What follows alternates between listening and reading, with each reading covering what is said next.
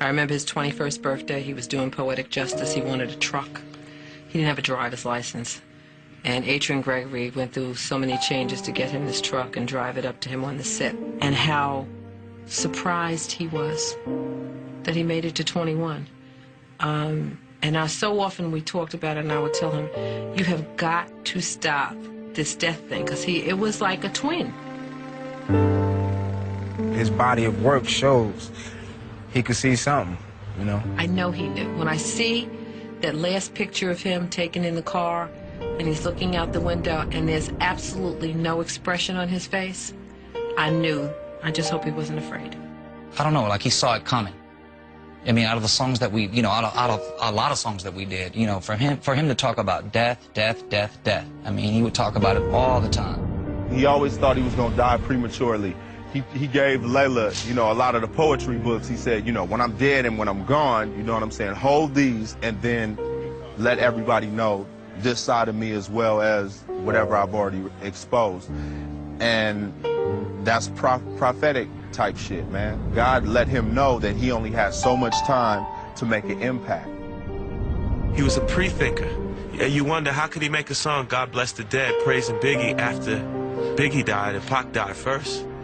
Because Pac was a thinker like that. He was always plotting. If I die this way, put this out. If I die this way, I want you to put this out. He was thinking, and he wanted to cover all those bases. That's game, ain't it? Woo. He was playing to win. He had a plan E, much less a plan B. After attending a Tyson fight in Las Vegas, Tupac, who was sitting in the passenger seat of a black BMW, was shot multiple times. Miraculously, the driver of the car, Suge Knight, escaped serious injury. Kidada could have been sitting there right next to him, He called her and told her that he would see her later on, because after the fight, they had a fight with the Crip, and he didn't want to jeopardize her. So he must have felt something, too. I cried right then when I heard. Anybody who loved him is still affecting him right now, guaranteed. He was obviously with people that didn't love him. He was supposed to have been protected. Whenever you have anybody that goes down without a struggle, without defensive actions, responsive actions taken, I always question why. My first thought was like, but when he come out of this one, he really gonna think he's invincible.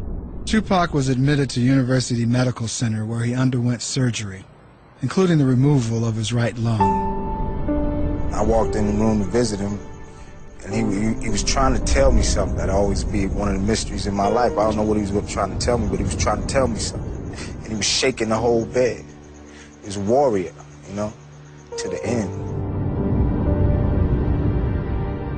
On September 13, 1996, after 6 days in critical condition, Tupac Amaru Shakur was pronounced dead. He was only 25. Quincy Jones said if Malcolm X died at 25, he would have been a street hustler named Detroit Red. If Martin Luther King died at 25, he would have been a local Baptist minister who had not yet arrived on the national scene. And if I would have died at 25, I would have been known as a trumpet player and struggling composer, just a sliver of my life potential. Pac was a prophet. He knew things that none of us seen yet. And Pac ain't never let me roll with him to pull no gun on no black man. Cause he's seen a lot of brothers going, a lot of sisters going, a lot of children going. Pac wasn't no gangster. I rode with Pac. We came up together. Pac was a soldier. A private memorial service was held for Tupac on a secluded beach in Malibu. In attendance were close friends and relatives, including his mother, Afeni Shakur. Some of his ashes were scattered into the sea. We threw all the gifts in the ocean for him, and we threw the chicken wings and the Hennessy and his favorite pictures, jewelry. Everybody brought something. Everybody said a little something. We brought drums and bongos, and people spoke, and we had fires burning. That was his funeral.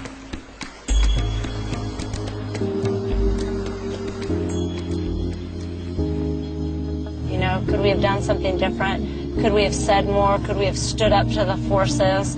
And all of us shoulder some of the responsibility. It just appalls me that nobody has been arrested for those two deaths. You know, and it's just it's like a big cloud with a question mark on it. And you know somebody in Las Vegas and Los Angeles, or both, know exactly what happened. Just at the oddest time, I just miss him. Just miss being able to holler at him like, dude, you know, I'm going through this problem and shit. You know what I'm saying? It's like you're happy about having successful records with Tupac, producing him and all that, but at the same time, it's like he's not here to enjoy what you're enjoying, you know, while I'm alive. And however it went down, with them taking him away, he's still not gone. And still is going to be here for a long time to come. And even if music still wasn't coming from all the albums that's out now, we got enough to hold us over for centuries. Pac showed me just be yourself and be true to everything you believe in, and it'll come. It doesn't come